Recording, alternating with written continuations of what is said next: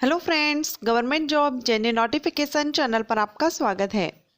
Friends, आज हम इस वीडियो में बीसीए कोर्स के बारे में जानेंगे। बीसीए कोर्स क्या है, इससे जुड़ी हुई जानकारी हम इस वीडियो में लेंगे। जैसे कि बीसीए कोर्स क्या है, इसके लिए एलिजिबिलिटी क्राइटेरिया क्या रहता है, ड्यूरेशन क्या रहता है, कोर्स फीस क्या रहेगी, एडमिशन प्रोसेस क्या रहता है, किस तरह से आप बीसीए के लिए एडमिशन ले सकते हैं।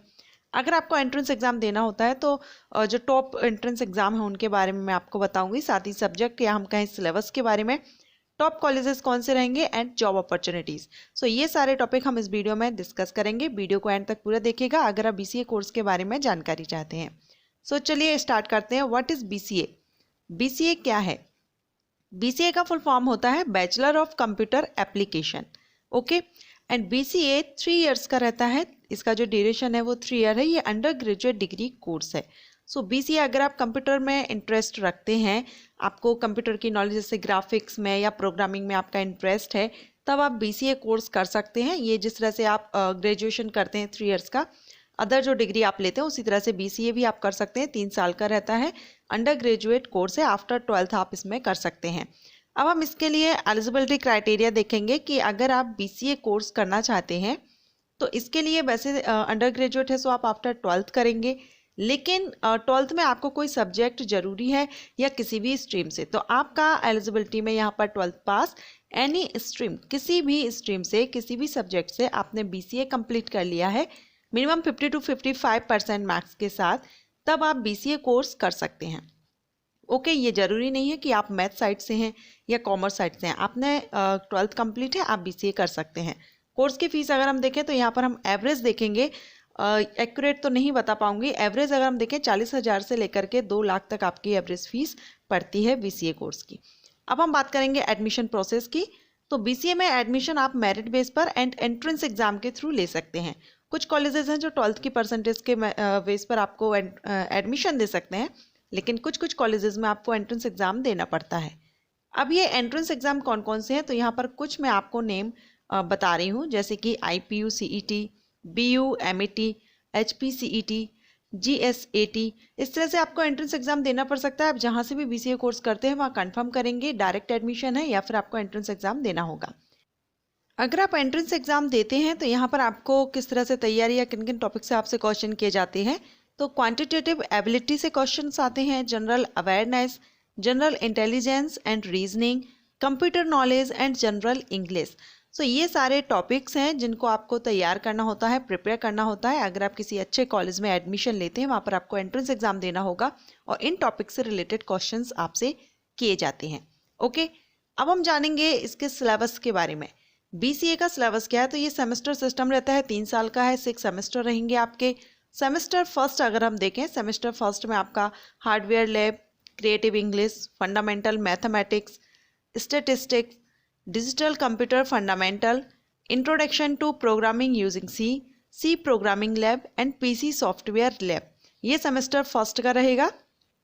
सेमेस्टर सेकंड में आपको case tools lab, communicative English, operating system, data structures lab, visual programming lab, ये आपका सेकेंड सेमेस्टर का है। मीन्स आपका 1 ईयर का ये टोटल सिलेबस है। 1 ईयर में आपके 2 सेमेस्टर होंगे, semester first, semester second.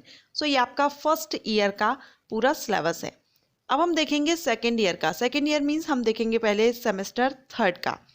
Semester third में आपको interpersonal communication, introductory algebra, financial accounting, software engineering, database management system, object oriented programming using C++ and C++ lab, ये सेमेस्टर थर्ड।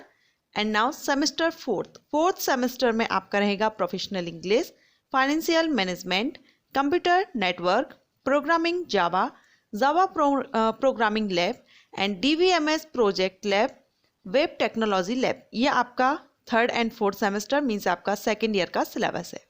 अब हम देखेंगे थर्ड ईयर, लास्ट ईयर का आपको syllabus. तो semester जो फिफ्थ रहेगा आपका, उसमें Unix programming, user interface design, graphic and animation, Python programming and business intelligence, ये सेमेस्टर फिफ्थ का सिलेबस रहेगा। एंड सेमेस्टर सिक्स्थ का आपका जो लास्ट सेमेस्टर रहेगा, उसमें आपको पढ़ाया जाएगा design and analysis of algorithm, client server computing, multimedia applications, introduction to soft computing and advanced data base management system. So ये आपका 3 साल का थर्ड ईयर का सेमेस्टर है। 3 साल में आपका ये BCA कंप्लीट होता है। इसमें आपका लैब वर्क भी रहता है। ठीक है, अब हम यहाँ पर जानेंगे टॉप इंस्टीट्यूट। कौन कौन से टॉप इंस्टीट्यूट हैं, तो वैसे आपके नज़दीकी जो भी पड़ता है, जो भी आपको सूटेबल है, आपकी फ़ीस के अकॉर्डिंग एंड डिस्टेंस के हिसाब से भी आपको देखना होगा। लेकिन यहाँ पर हम टॉप इंस्टीट्यूट देखें, Symbiosis institute of computer studies and research Pune, Loyola college Chennai, MIT university of information technology, Vellore institute of technology and Vivekananda institute of professional studies. So ये कुछ टॉप इंस्टीट्यूट हैं जहाँ से आप कर सकते हैं, लेकिन आपके जो भी नज़दीकी पड़ता है वहाँ से भी सूटेबल आपको जो भी रहता है कर सकते हैं आप। अब हम देखेंगे जॉब अपॉर्चुनिटीज़। तो BCA करने के बाद आप सॉफ्टवेयर डेवलपर, टेक्निकल एनालिस्ट या सिस्टम एडमिनिस्ट्रेटर बन सकते हैं। इस तरह से आप कर सकते हैं जॉब, या फिर आपका टीचिंग में इंटरेस्ट है, आप टीचिंग भी कर सकते हैं। खुद के अगर कोचिंग क्लास भी खोलना चाहते हैं आफ्टर BCA, आप वो भी कर सकते हैं। सो ये आपके चॉइस पर डिपेंड करता है। गवर्नमेंट जॉब के लिए भी आप अप्लाई कर सकते हैं BCA के बाद, एंड प्राइवेट में भी आकर अपना कोचिंग स्टार्ट करना चाहते हैं, आप कोचिंग कर सकते हैं।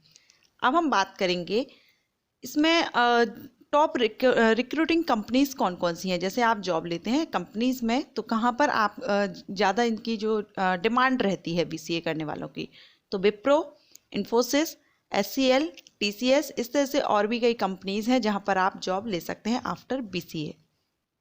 सो फ्रेंड्स, हमने इस वीडियो में जाना BCA कोर्स के बारे में। BCA कोर्स कौन कर सकते हैं, या इसके लिए एलिजिबिलिटी क्राइटेरिया क्या रहता है, ड्यूरेशन क्या रहता है, कोर्स की फीस क्या रहेगी, एडमिशन प्रोसेस क्या रहेगा एंड सिलेबस क्या रहेगा।